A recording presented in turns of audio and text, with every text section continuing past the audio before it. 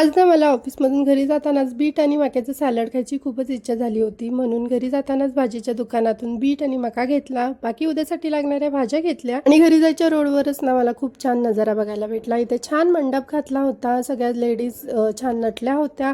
सगळ्यांनी छान छान ड्रेस घातले होते. ढोल ताशा वाजत होते आणि या बैलांना पण खूप छान सजवलं होतं आणि हे बघतच राहावंसं वाटत होतं. इथून जायला मला काही जागा मिळत नव्हती, पण एका काकांनी मला जागा दिली.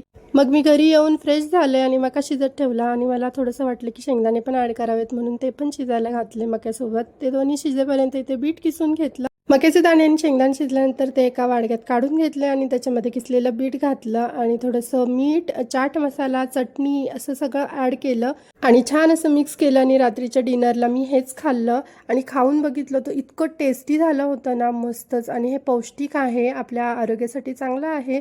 तुम्हाला पण आवडलं असेल तर तुम्ही सुद्धा नक्की घरी ट्राय करून बघा आणि मला कमेंट करून नक्की सांगा. चलो बाय बाय.